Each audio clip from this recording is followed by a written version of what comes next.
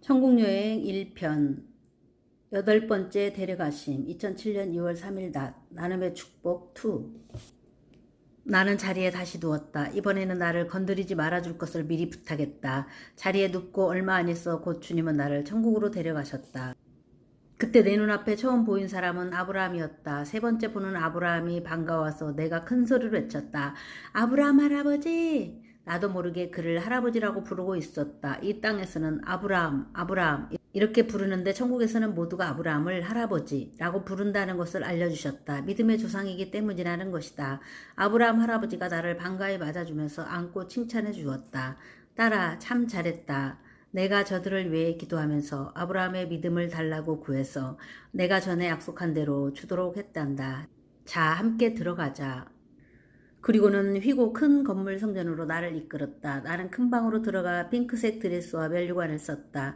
예수님께서는 어느새 빛나는 옷과 화려한 면류관을 쓰고 계셨다. 오늘은 평소와 다른 모습으로 성전에 들어가게 되었다. 예수님께서 마치 신랑이 신부를 데리고 입장하는 것처럼 큰 방에서 성전으로 나와 내 손을 잡고 보좌 쪽으로 걸어가시는 것이었다. 오른쪽에 있는 아름다운 옷을 입고 아름다운 면류관을 쓴 사람들이 예수님을 향해 경외의 마음으로 허리와 고개를 숙여 경배드렸다. 예수님께서는 보좌에 오르시고 나는 보좌 가까운 쪽에 혼자 서 있었다. 예수님께서 나를 처음 천국에 데려오셨을 때 내가 서 있던 위치는 성전 입구 문 쪽이었다.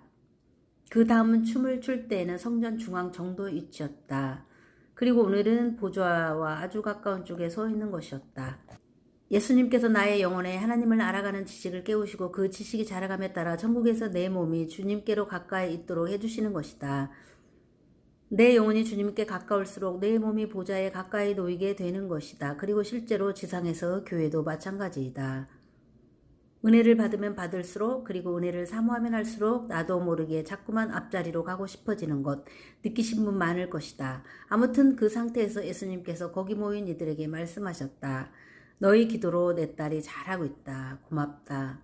예수님께서는 오늘 나로 인해 무척 마음이 즐거우신 듯 했다. 그들이 한 목소리로 찬양하기 시작했다. 어린 양 예수를 영원 무궁히 찬양할지어다. 천국에 올 때마다 성전에서 이들과 만나기를 여러 차례 했다. 그러나 나는 아직도 그들의 확실한 정체를 알지 못하고 있다. 갈 때마다 항상 그 자리에 웅성웅성 서 있는 그들에 대해 나 혼자 궁금해했다. 대체 그분들 직업이 뭘까? 대체 뭐하는 분들인데 예수님께서 기도를 부탁하시기도 하시고 저들은 항상 그 자리에 있는 거지? 예수님의 중보기도팀인가? 특별기도팀인가? 그들에 대해 묻는 것이 아직 허락되지 않았나 보다. 이미 말한 대로 천국에서는 질문 또한 주님께서 감동 주셔야 가능한 것이다. 하지만 때가 되면 알게 하시리라 믿는다. 그들의 찬양이 끝나고 나서 저번처럼 나의 화답송이 시작되었다. 저번 날과는 다른 춤이었다. 나는 도무지 춤출 생각도 안 했는데 그처럼 춤추도록 인도하시는 것이었다. 치마 양쪽 끝을 잡고 왼쪽으로 한번 오른발을 내밀었다가 또 오른쪽으로 한번 왼발을 내미는 그런 춤을 내가 추고 있었다. 이 춤 역시 처음 춰보는 춤이건만 천국에서는 내가 기가 막히게 멋있게 추는 것이었다. 그 춤 역시 나중에 알고 보니 이스라엘 춤이었다. 춤을 추면서 내가 찬양하고 있었다. 주는 너를 기르시는 목자요 나는 주님의 귀한 어린 양. 예수님이 기쁘고 대견한 마음으로 나를 구워보시며 즐거워하고 계셨다. 자녀의 재롱을 보시며 기뻐하시는 주님. 내 춤과 찬양이 끝난 후 예수님께서 단에서 내려오셔서 나의 손을 이끄시고 상급집으로 데려가셨다. 내 마음에 2층이 보고 싶다는 생각이 들자마자 어느새 내 몸이 2층에 있는 것이었다. 부활하신 예수님께서 문을 닫아 걸고 숨어있던 제자들을 만난 사건이 떠올랐다. 천국에서는 시공을 초월하는구나. 이날 곧 안식 후 첫날 저녁 때 제자들이 유대인들을 두려워하여 모인 곳에 문들을 닫았더니 예수께서 오사 가운데 서서 이르시되 너희에게 평강이 있을지어다. 요한복음 20장 19절. 2층은 휴식 공간처럼 보였다. 쉬면서 책을 볼 수 있는 긴 의자가 있었고 가벼운 운동을 할 수 있는 운동기구들이 보였다. 예수님께서 2층 방 내 곁에 서 계셨는데 아래를 내려다보고 계셨다. 나도 예수님께서 내려다보시는 방향을 따라 아래를 내려다보았다. 그곳에 놀랍게도 지상에 있는 나와 집사님들이 모습이 보였다. 우리 집 거실이었고 집사님 두 분이 기도 중이었다. 나는 그 곁에 누워있는 모습이었다. 그 모습이 그대로 조그맣게 축소되어 보이는 것이었다. 너무 희한하고 신기했다. 그때 남자 집사님에 대해 다시 묻고픈 감동이 들었다. 주님, L 집사님이 어떻게 기도하면 좋겠어요? 어린 사역자들을 위해 기도하라고 하라. 예수님께는 항상 유스그룹 청소년들을 지칭하실 때 어린 사역자들이라고 말씀하셨다. 그때였다. 남자 집사님이 방 안으로 기도하는데 갑자기 예수님께서 기뻐하시며 막 웃으셨다. 나도 덩달아 같이 웃고 있었다. 영문도 모르는 채 그렇게 한동안 웃는 것 같았다. 나중에 깨어 집사님께 물어보았다. 집사님이 기도하시는데 예수님께서 마음에 합하셨는지 막 웃으셨어요. 무슨 기도 중이셨는지 아시나요? 유스그룹을 위해서 기도하는 중이었어요. 며칠 후에 있을 행사를 위해서 기도하는 중이었어요. 그런데 그때 내가 막 웃더라는 것이다. 주님께서 기도하라고 하시는 그 기도를 집사님이 하시니 주님께서 그토록 기뻐하신 것이다. 주님의 마음에 합한 기도를 드리는 것이 얼마나 주님을 기쁘시게 하는 것인지 알려주시고자 합니다. 그러므로 주님의 마음에 합한 기도를 드리기 위해 많은 말을 하려고 하지 말고 성령으로 기도해야 한다. 이와 같이 성령도 우리의 연약함을 도우시나니 우리는 마땅히 기도할 바를 알지 못하나 오직 성령이 말할 수 없는 탄식으로 우리를 위하여 친히 간구하시느니라. 로마서 8장 26절. 사랑하는 자들아, 너희는 너희의 지극히 거룩한 믿음 위에 자신을 세우며 성령으로 기도하며. 유다서 1장 20절. 주님, 성령으로 기도하기를 소원합니다. 저의 모든 간구를 아시는 주님, 말할 수 없는 탄식으로 친히 간구하여 주옵소서. 이렇게 기도를 시작하면 성령님께서 주님의 마음에 합한 기도를 드리도록 마땅히 빌 바를 알지 못하는 우리의 연약함을 도와주신다는 것이다.